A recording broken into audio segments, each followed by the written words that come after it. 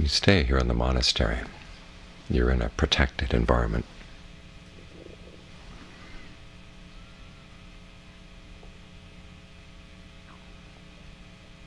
To the extent that we can shape this environment, it's shaped to protect your meditation, to protect your state of mind.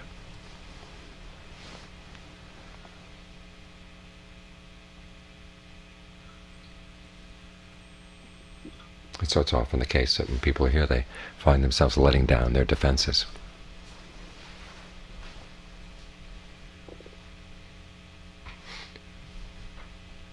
But when you leave the monastery, you've got to realize you've got to get your defenses back up again. You've got to be your own protection.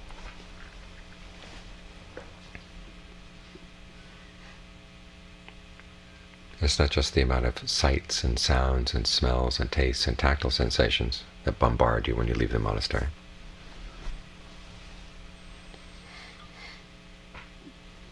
It's the values that surround you, the energy of the people that surround you. You've got to learn how to resist them. Otherwise they come in and they destroy whatever peace of mind you have, whatever your concentration, whatever your insights.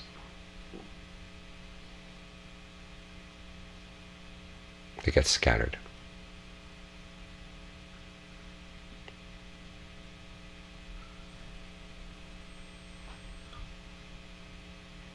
So this is why restraint of the senses is an important part of the meditation. And the meditation itself can be used as a type of protection. In other words, you have to maintain it. You can't just let it go. Thinking now that you have other responsibilities, other things going on, you put the meditation aside and just pick it up during your quiet points of the day. You've got to maintain it as much as you can. Because the problems aren't all out there. The problems are in here as well. It's like germs.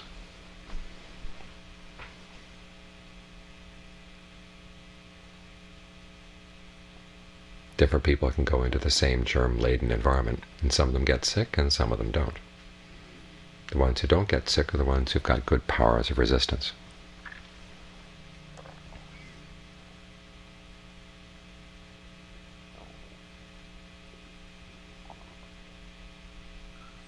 Those who get sick are the ones whose resistance is weak. And after all, the things in the world, sight, sound, smells, taste, tactile sensations, they can't really do anything to you unless you have greed, anger, and delusion inside, which we all have. We're born with these things. So we're carrying latent diseases within us already. It's simply a matter of the outside germs aggravating those diseases. So we're already in a weakened state, already in a diseased state. So we have to be careful.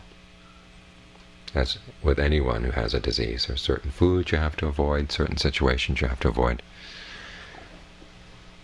And it's the same with these diseases in the mind. Now, in the outside world, but don't think of yourself being in the outside world. Simply say, this is what's there.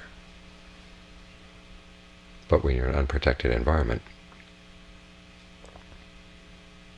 you've got two things to watch out for: what's coming in and also what's lying latent in your mind, what could be easily disturbed.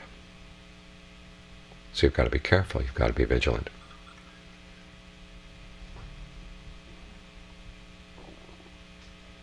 Not to pick up diseases from outside, and to watch out for your tendency in the mind to go for those diseases.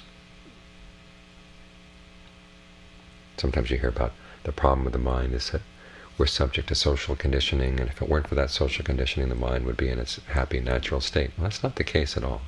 If we didn't have these potential germs inside, or these potentials for disease inside, the outside diseases couldn't infect us.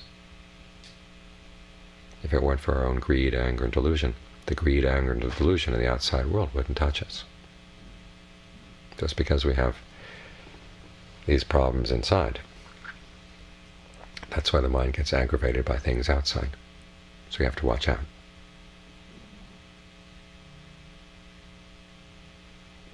So the skills you're learning as you're meditating here, these are your protection.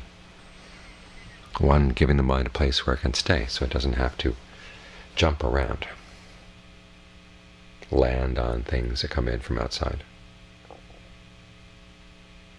Always remember, you've got the choice. You can stay right here and try to make right here as comfortable as possible.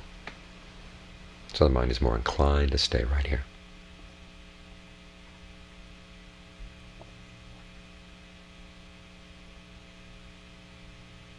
And you have to be aware of picking up other people's energies.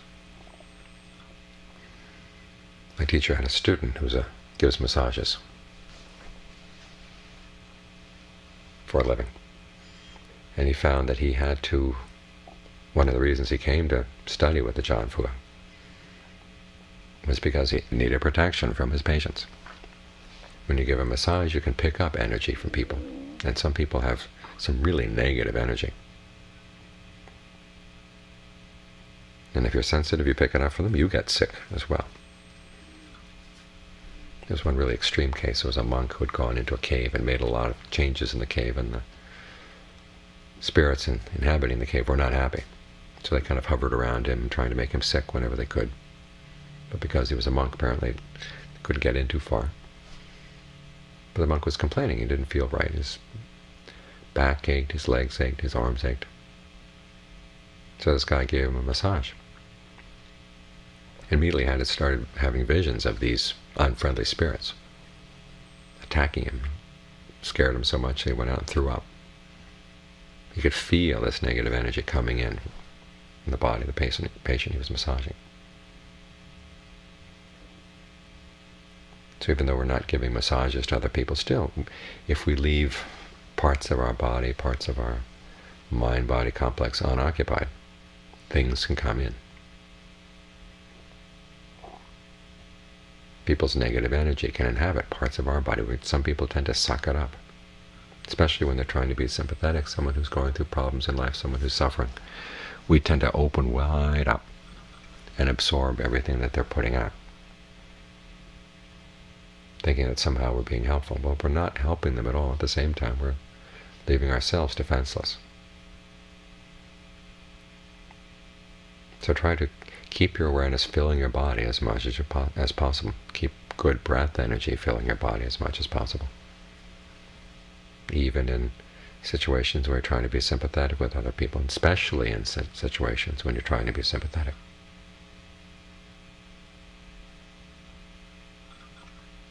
Because if you open yourself up to their bad energy, you're weakening yourself. And when you're weakened, how can you help them? You're in a worse shape yourself. You've got to maintain your strength if you're going to be helpful to others. You've got to keep this attitude in mind.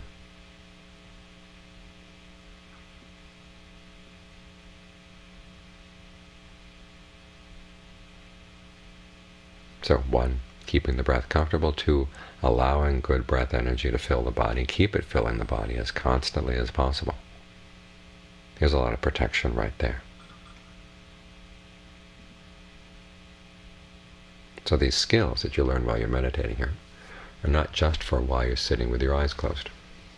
They're meant to be used in all situations.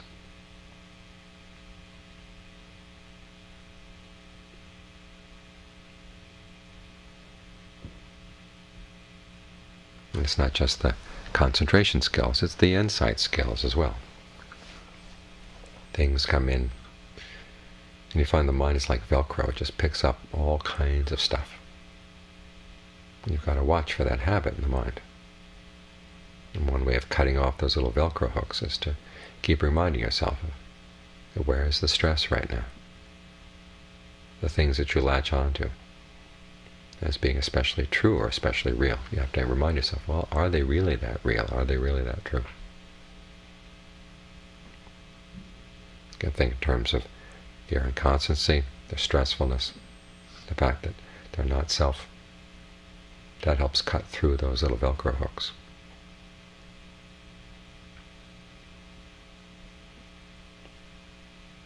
Again, this is a teaching we've heard again and again and again, and it doesn't seem to have much power. We think about it, and it hasn't solved much of our suffering yet. Well, you have to be consistent with it. Keep applying it to everything that comes up. And that's when you begin to see its power.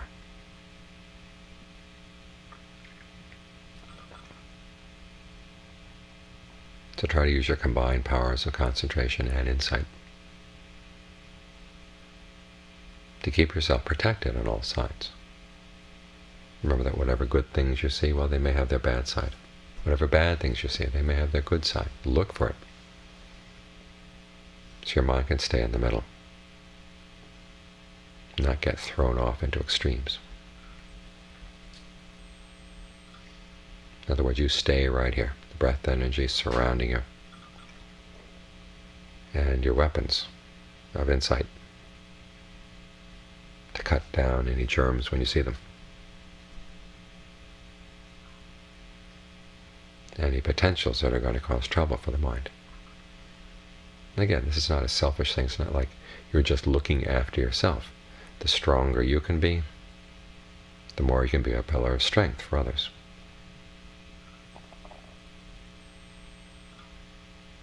So when you protect yourself, you protect others.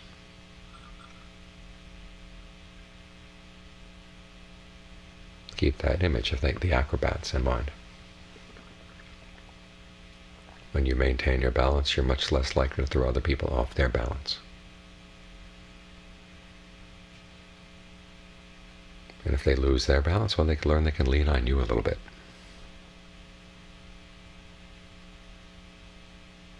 Because you know how to keep yourself protected. And you carry this protection with you wherever you go.